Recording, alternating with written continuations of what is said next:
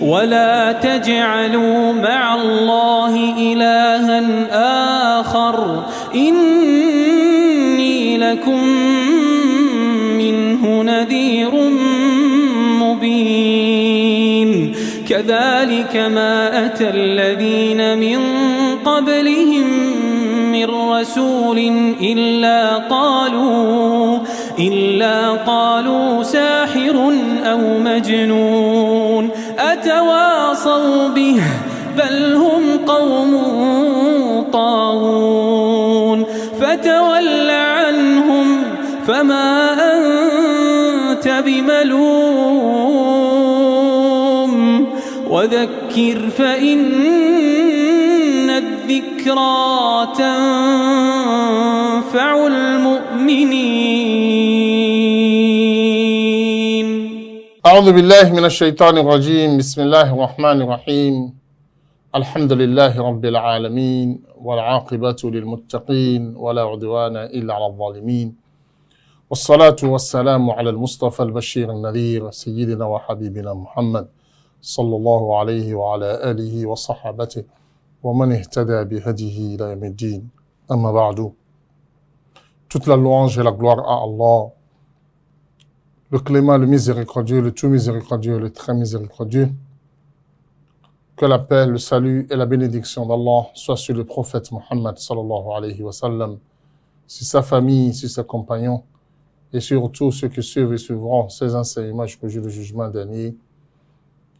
Chers fidèles de la Sunna TV, nous vous adressons la salutation de l'islam, la salutation universelle, la salutation du paradis en vous disant Assalamu alaikum wa rahmatullahi wa barakatuh.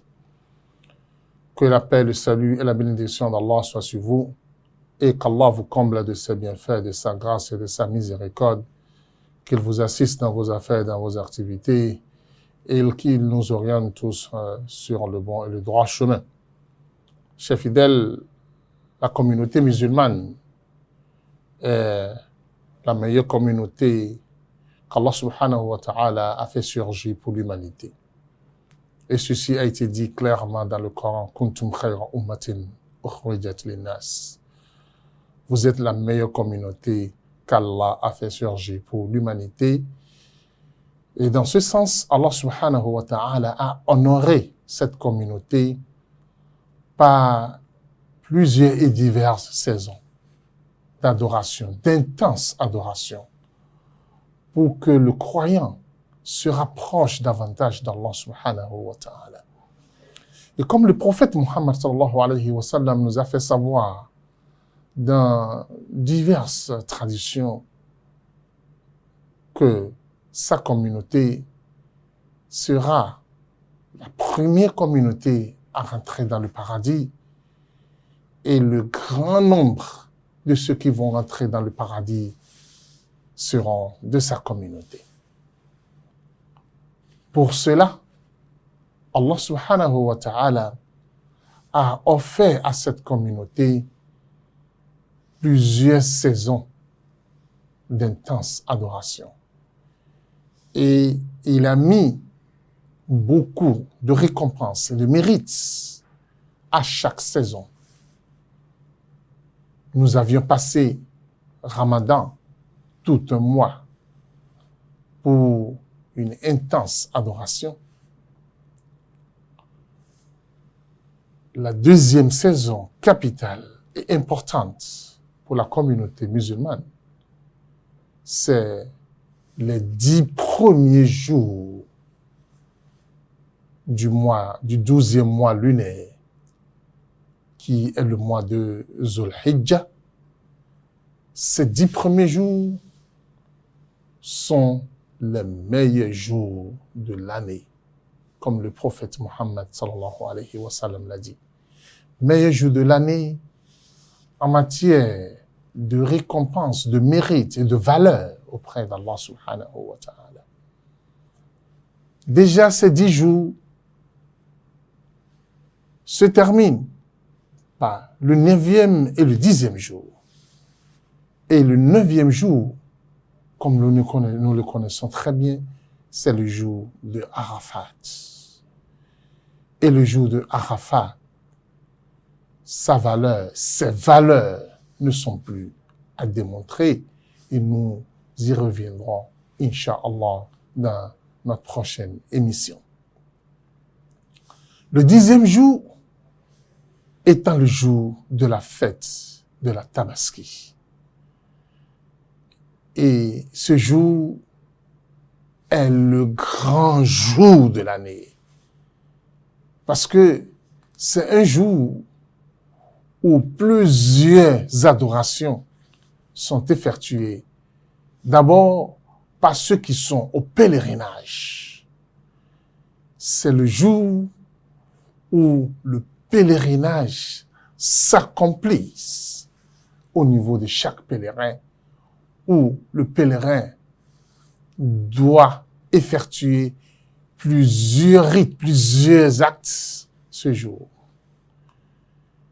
Et les musulmans qui sont à la maison vont aussi sacrifier une bête en guise d'offrande qu'ils présentent à Allah subhanahu wa ta'ala.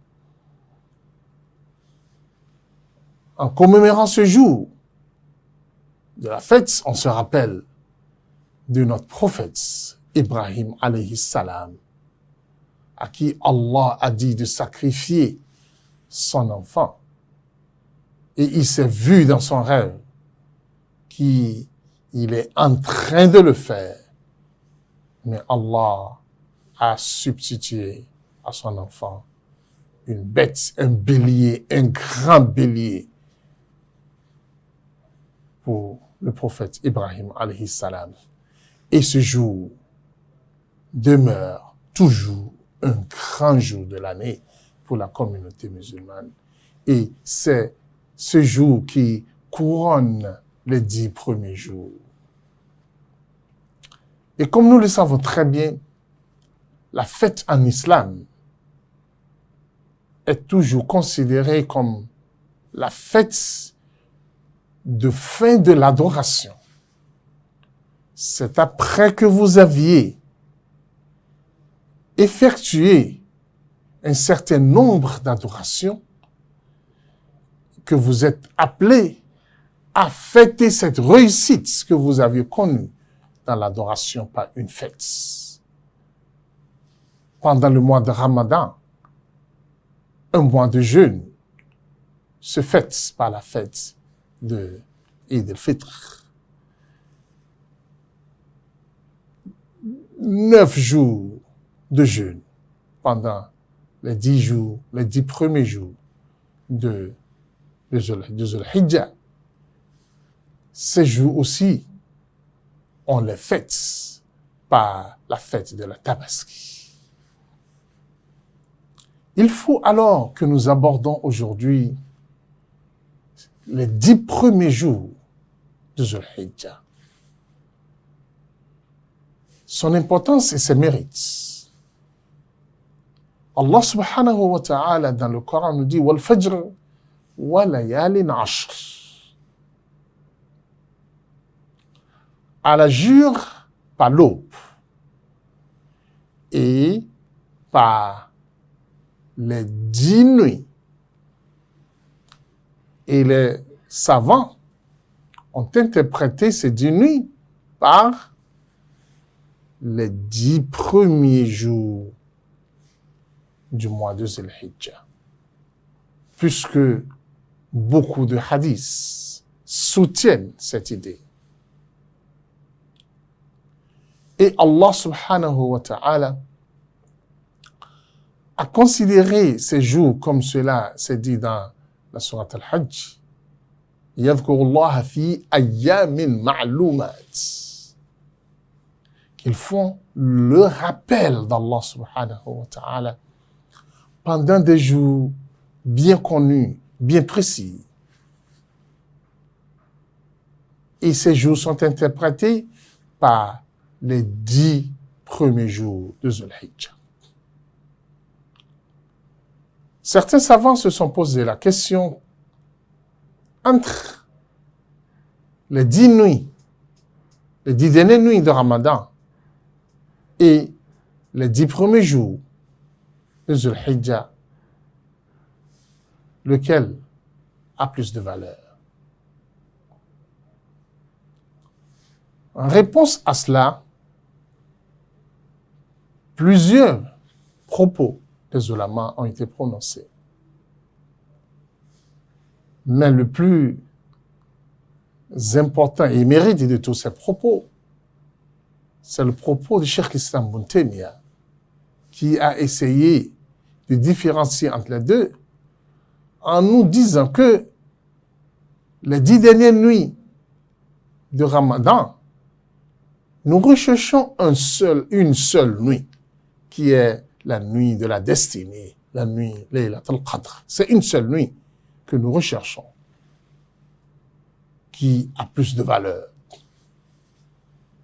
Tandis que les 10 jours de Zulhijjah, tous les 10 jours sont considérés. Et tous les 10 jours ont de valeur. Puisque le hadith du prophète Muhammad sallallahu alayhi wa sallam est précis. Où le prophète nous dit « Ma min ayyamin al-amalu fihi ahabbu ila Allahi min ashra zil-hijjah.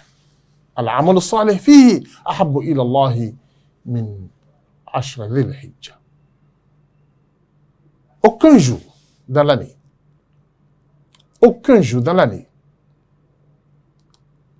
n'a pas de mérite et où les bonnes œuvres dedans sont bien aimées par Allah subhanahu wa ta'ala.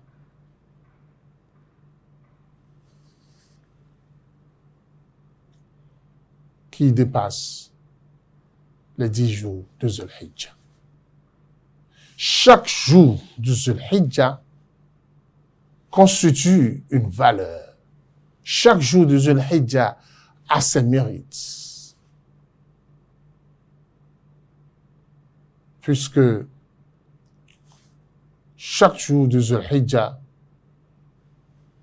chaque œuvre que vous faites dans ce jour est aimé par Allah subhanahu wa ta'ala. Et quand Allah aime une œuvre, il aime bien sûr celui qui commet l'œuvre, celui qui fait l'œuvre.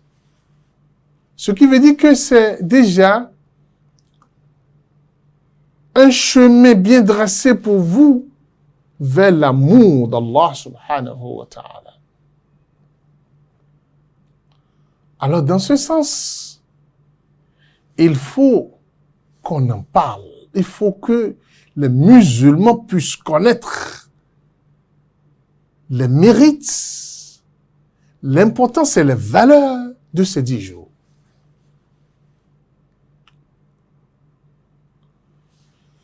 Et il faut savoir comment profiter de ces jours et obtenir les bénédictions et les récompenses de ces jours.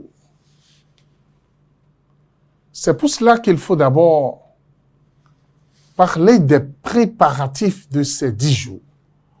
Comment rentrer dans ces 10 jours, comment l'accueillir et comment les passer. Le musulman ne doit pas perdre une minute de ces 10 jours. Car chaque minute est pleine de valeur. Et les récompenses sont énormes. Ne serait-ce que l'amour d'Allah. Puisque le hadith du prophète Muhammad sallallahu alayhi wa sallam nous dit, lorsque Allah subhanahu wa ta'ala aime quelqu'un, Allah dit à Jibril, l'ange Jibril, oh ange Jibril, j'aime telle personne, aime-le. Et Jibril, à son tour, va s'adresser à tous les anges qui sont dans les cieux. Votre Allah, votre Seigneur, aime telle personne, aimez-le. Et tous les anges vont l'aimer. Et son amour va descendre sur la terre. Et il sera aimé partout.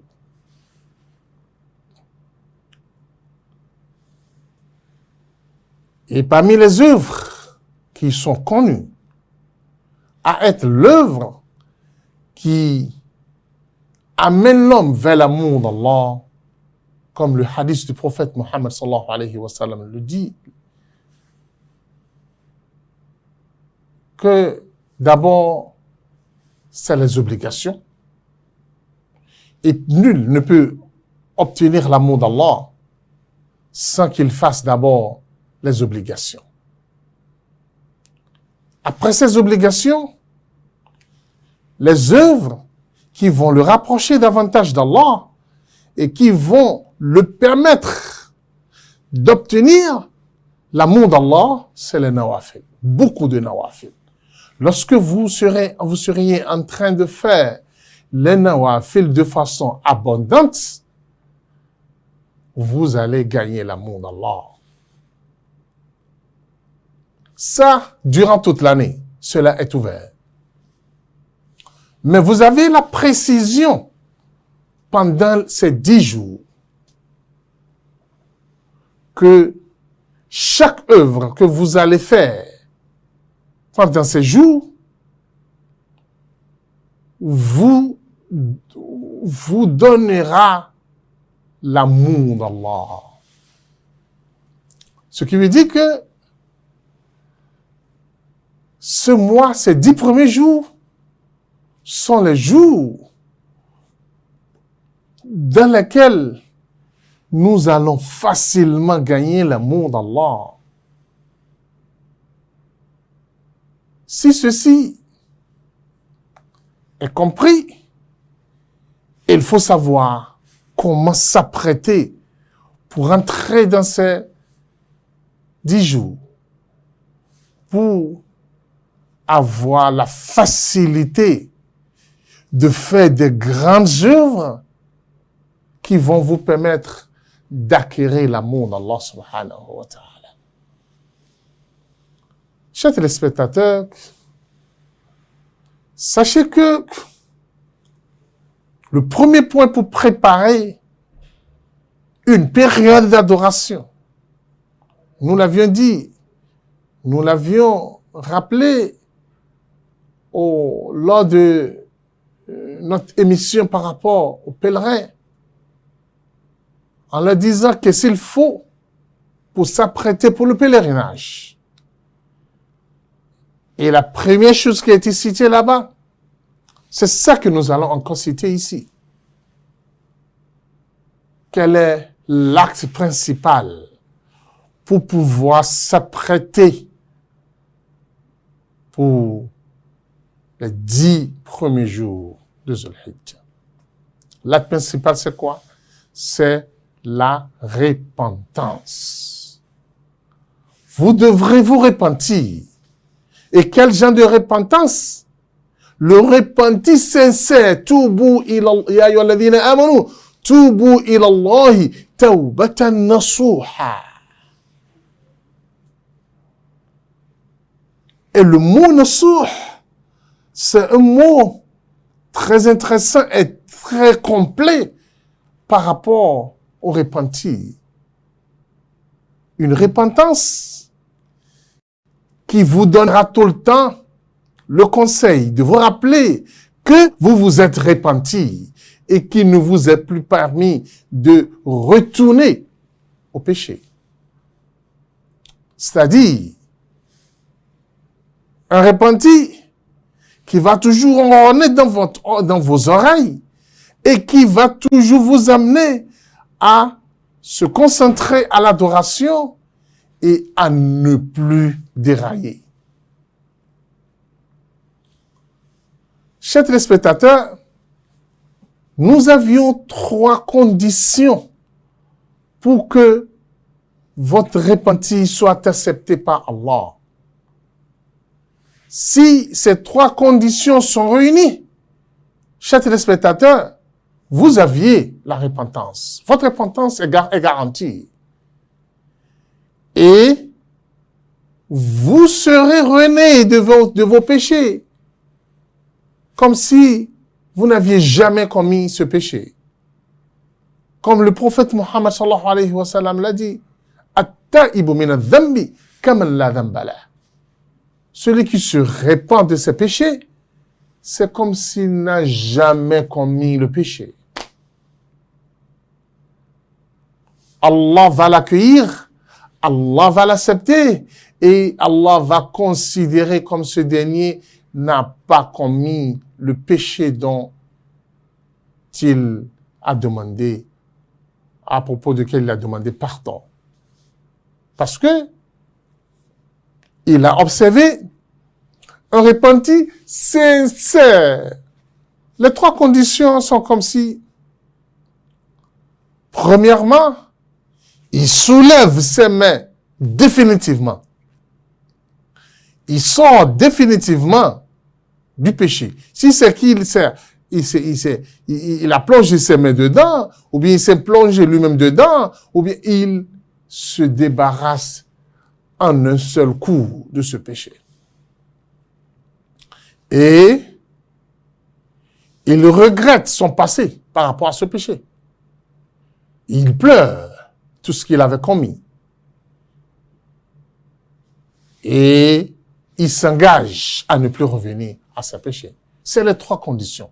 Mais attention, si c'est les biens d'autrui que tu as pris, tu as volé quelqu'un, tu as escroqué quelqu'un, ça, tu dois aller le remettre sa chose, ou bien tu la déposes quelque part où il pourra aller la chercher.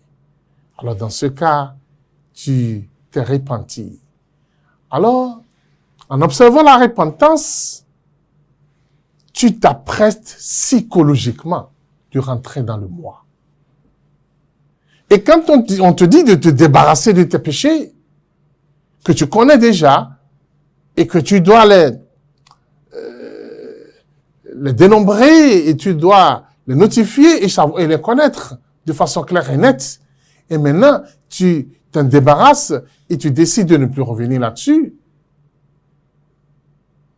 Chers téléspectateurs, ce qui veut dire que tu ne dois plus aller vers d'autres péchés pendant ce jour.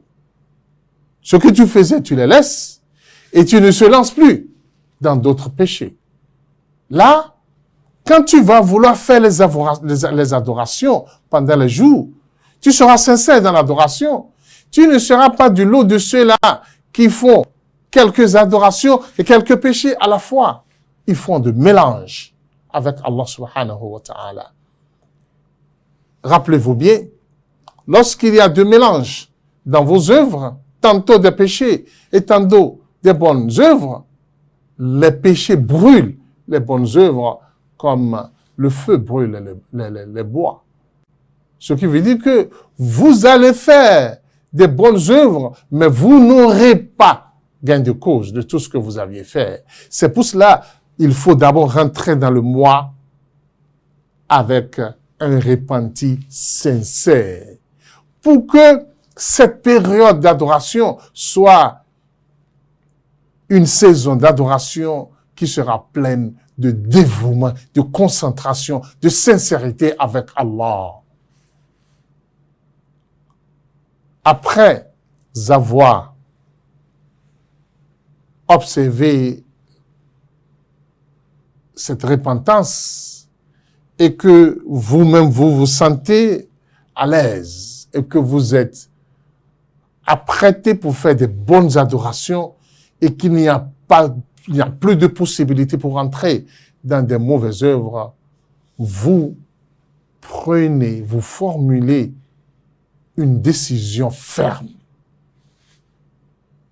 de vouloir adorer Allah pendant cette période 25 jours. Maintenant, quelles sont les œuvres que vous devrez programmer pour les 10 premiers jours de Dhul Hijjah? C'est de ça qu'il s'agit maintenant.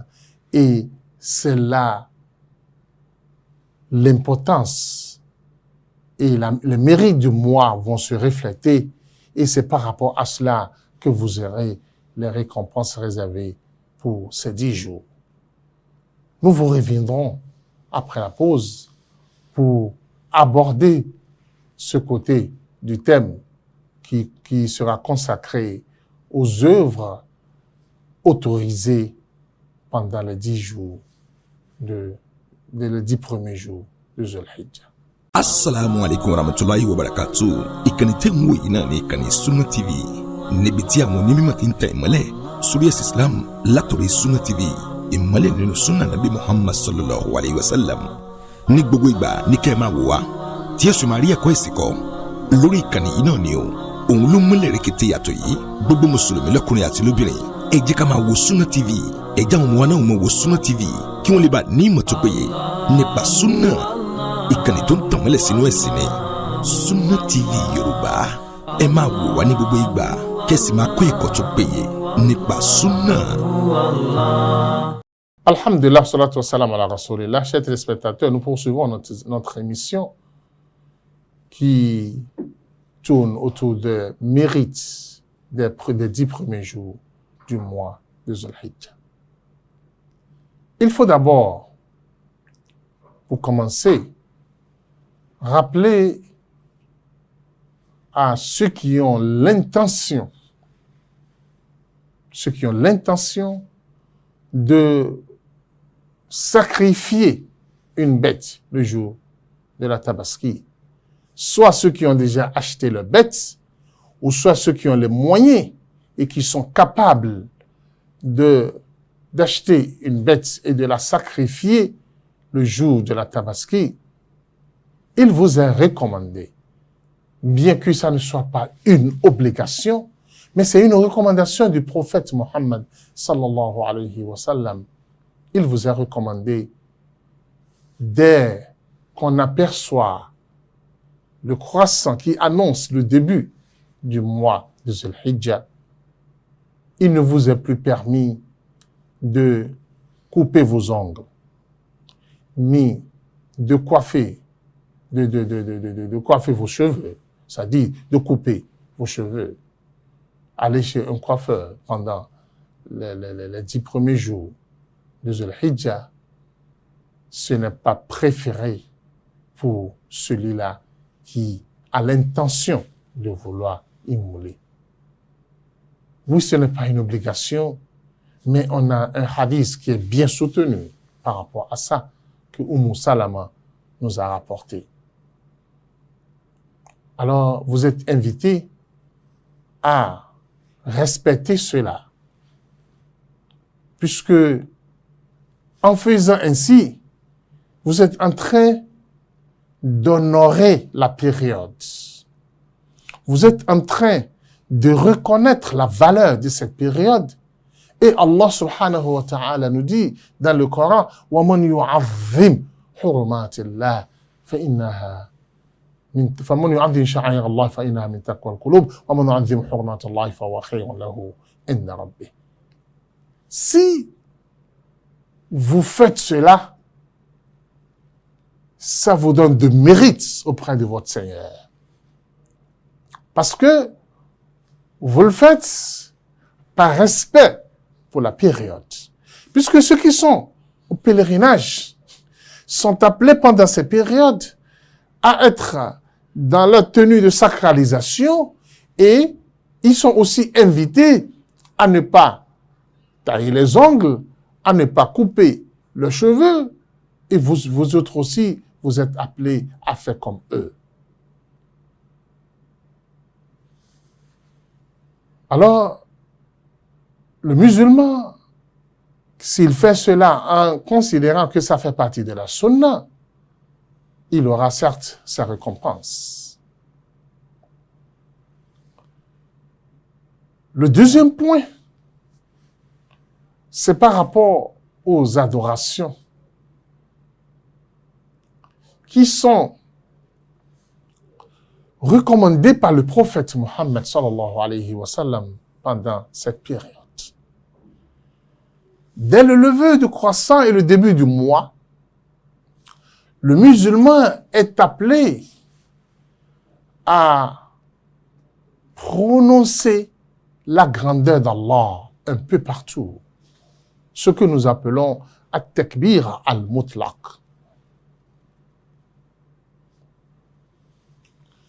Nous devons implorer la grandeur d'Allah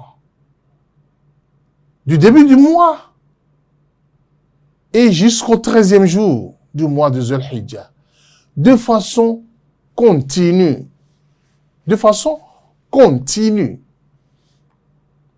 Les compagnons du prophète Mohammed sallallahu alayhi wa sallam, tels que Ibn Omar, vous connaissez Ibn Omar et son attachement à la religion et à la sunna du prophète Mohammed sallallahu alayhi wa sallam, ainsi que Abu Huraira et d'autres compagnons aussi, avaient l'habitude, dès le début du mois de Dhul-Hijjah, avaient l'habitude de rentrer dans les marchés en faisant le takbir. Ils n'ont pas d'autre objectif que de prononcer le takbir dans les marchés pour attirer les commerçants et tout le monde à le faire. Alors, il est recommandé de dire tout le temps, que vous aviez la possibilité et que vous êtes un peu libre, au lieu de passer votre temps vide dans la musique, dans les WhatsApp, dans les réseaux sociaux, qui ne vous rapportent que pas grande chose. Vous êtes appelé pendant ces 10 jours pour ne gagner que des récompenses, a dit Allahu Akbar, Allahu Akbar, Allahu Akbar, La ilaha illallah, Allahu Akbar, Allahu Akbar, walillahil hamd, Allahu Akbar, Allahu Akbar, Allahu Akbar, La ilaha illallah, Allahu Akbar, Allahu Akbar walillahil hamd. Ça, c'est l'une des meilleures œuvres pendant ce temps. Et pour le petit rappel, sachez que, je l'avais bien dit, que vous aviez le takbir al-mutlaq. C'est le takbir absolu que vous allez faire tout le temps, sans limite de temps, sans limite de période, seul. Lorsque vous êtes dans la prière, que vous ne pouvez pas le faire, à part que vous êtes dans la prière, vous le faites partout où vous êtes. Vous êtes dans votre véhicule, sur votre moto, et c'est ça qu'il faut dire tout le temps.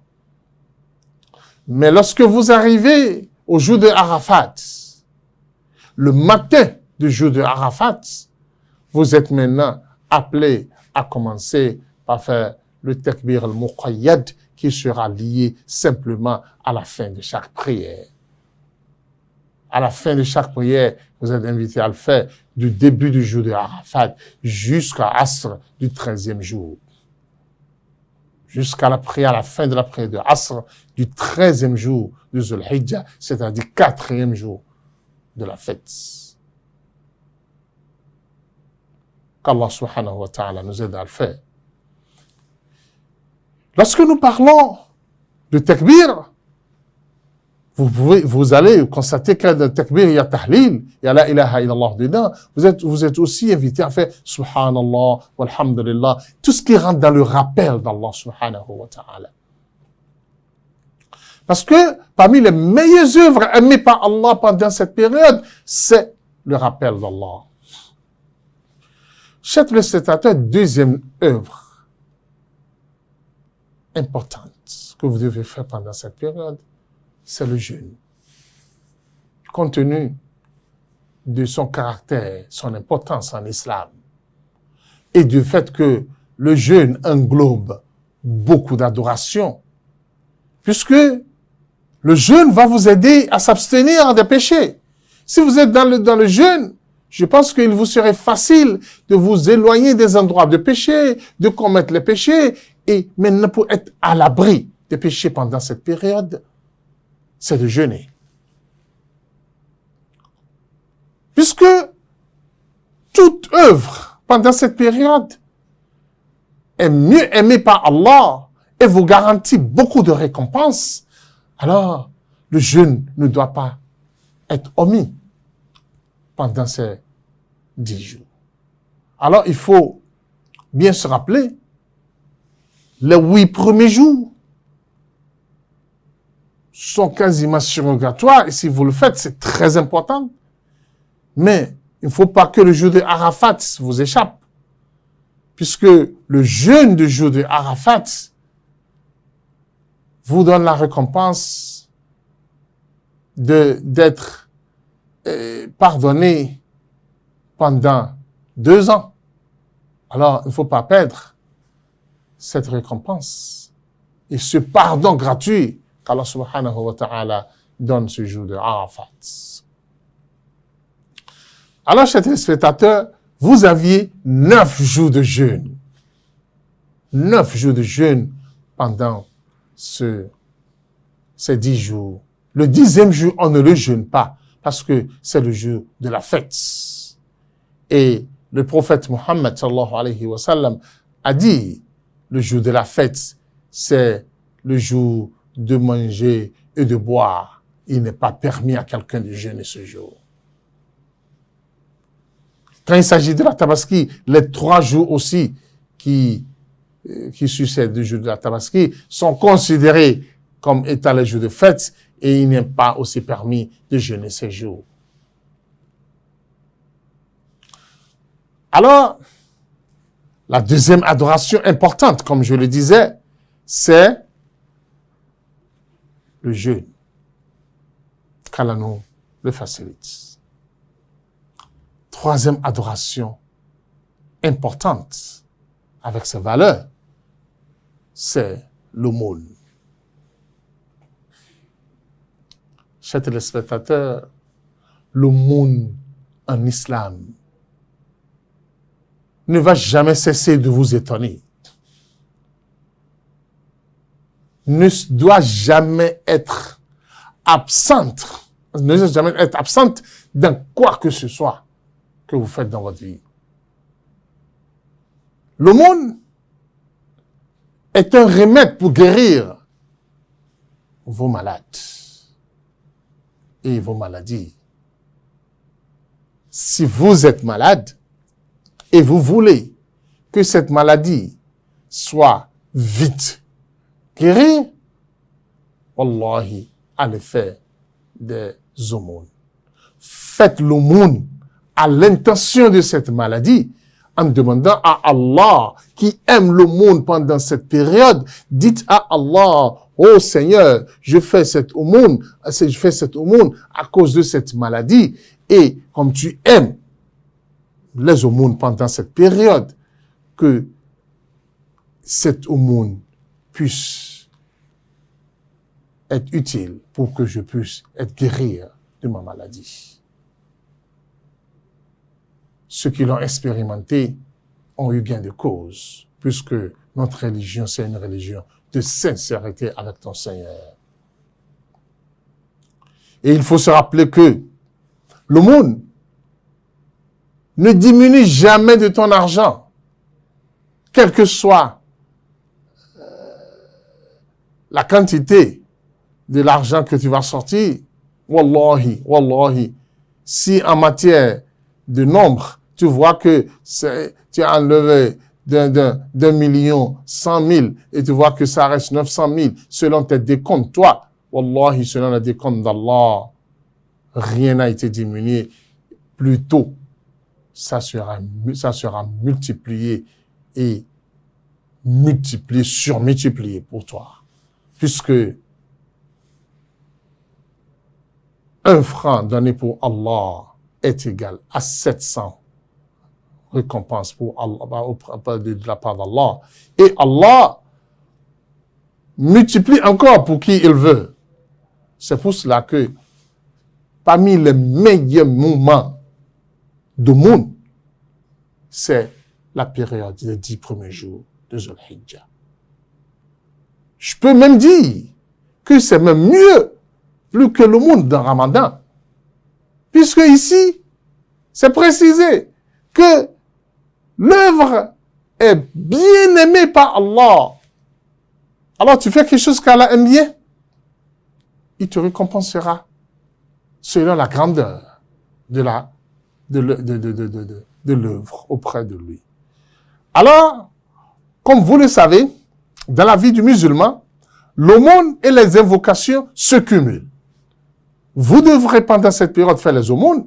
Au même moment, vous devrez faire beaucoup d'invocations. Parce que ce sont ces deux-là qui contribuent à éloigner de vous les grandes épreuves qui devraient descendre des cieux sur vous. Quand les deux se cumulent, et dans cette période aimée par Allah, vous êtes à l'abri des grandes épreuves. Vous êtes à l'abri des châtiments. Vous êtes à l'abri des difficultés de la vie. Chers téléspectateurs, les 10 premiers jours sont les jours du Coran. Sont les jours du Coran. Et le Coran, comme vous le savez bien, le prophète l'a appelé Ummul Masail. C'est-à-dire la mère de toutes les invocations, de toute demande que vous voulez présenter à Allah. Et le prophète nous dit, lorsque vous lisez le Coran et vous n'aviez plus le temps de poser vos problèmes à Allah, de présenter vos doléances à Allah, Allah choisira les meilleurs pour vous parce que vous aviez passé votre temps à lire son livre. Pourquoi ne pas finir un Coran pendant les 10 jours? C'est facile pour celui qui en décide. Alors, lisez le Coran autant que vous pouvez pendant cette période. Et chers téléspectateurs, comme je l'ai dit, les œuvres obligatoires ne doivent pas être négligées pendant ces jours. C'est-à-dire, les prières quotidiennes, vous devrez veiller à cela.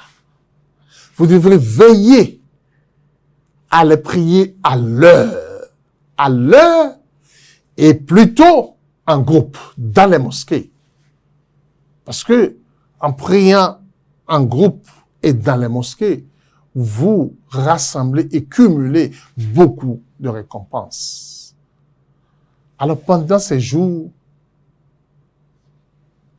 aucune prière ne doit vous échapper et vous ne devez même pas prier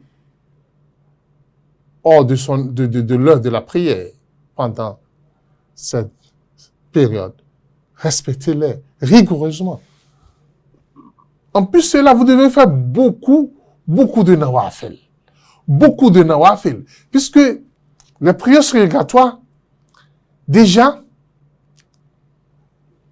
pallient vos erreurs dans les obligations et vous garantissent maintenant l'amour d'Allah subhanahu wa ta'ala si vous le faites de façon abondante. Et rappelez-vous que le prophète Mohammed sallallahu alayhi wa sallam nous a déjà enseigné que en une journée, si vous arrivez à faire 12 rak'ah, 12 unités de prière, Allah vous construira une maison dans le paradis. Une maison vous sera construite dans le paradis si une maison vous sera construite dans le paradis si vous priez 12 unités de prière en une journée. Alors dans ce sens, pourquoi ne pas le faire? Faites-le en abondance pendant ces jours où vous aurez plus de récompenses auprès d'Allah. Chers téléspectateurs, si le prophète Mohammed sallallahu alayhi wa sallam nous dit « Ma min amalin salih » toutes bonnes œuvres sont bien aimées par Allah pendant cette période, vous ne devrez pas laisser une bonne œuvre sans le faire. Et vous devrez vous programmer pendant ces 10 jours. Vous qui aviez encore vos parents vivants, vous êtes appelés à programmer leur visite pendant ces 10 jours. Vous devez programmer la visite de votre père et aussi de votre mère. Et recevez d'eux leur prière pendant cette période. Ceux qui n'ont plus leurs parents vivants doivent faire beaucoup d'invocations à leurs parents en guise de reconnaissance pour ces parents-là. Chers téléspectateurs, parmi les bonnes œuvres qui seront bien récompensées pendant ces périodes, c'est le fait de nourrir les pauvres, donner à manger aux gens. فَلَقْتَحَمَ الْعَقَبَةَ وَمَا أَدْرَاكَ مَا الْعَقَبَةُ فَكُّ رَقَبَةٍ أَوْ إِطْعَامٌ فِي يَوْمٍ ذِي مَسْغَبَةٍ يَتِيمًا ذَا مَقْرَبَةٍ أَوْ مِسْكِينًا ذَا مَتْرَبَةٍ. Allah dit, pourquoi vous n'alliez pas affronter ce que nous appelons Aqaba? Aqaba, c'est la grande montagne. Pourquoi vous n'allez pas l'affronter?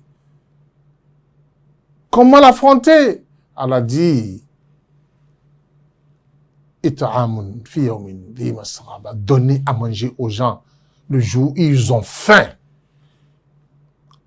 Lorsque les gens ont faim, trouvez-leur à manger. Pendant ces 10 jours, cherchez les pauvres, préparez le repas, allez leur donner à manger.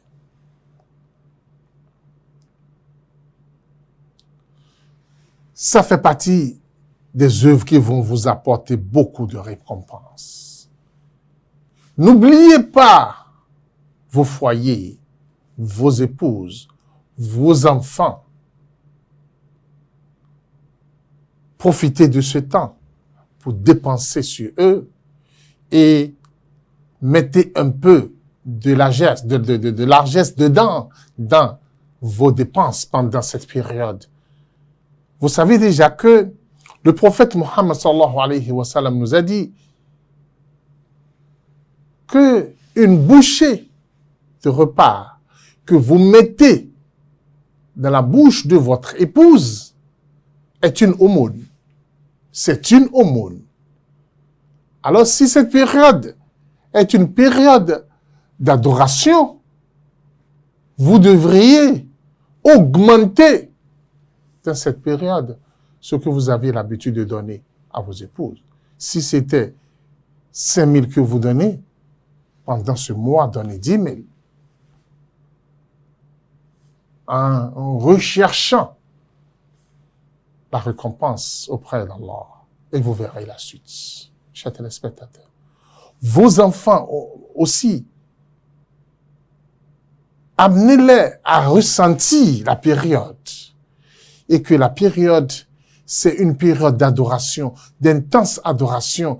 Et donnez-les à manger en abondance.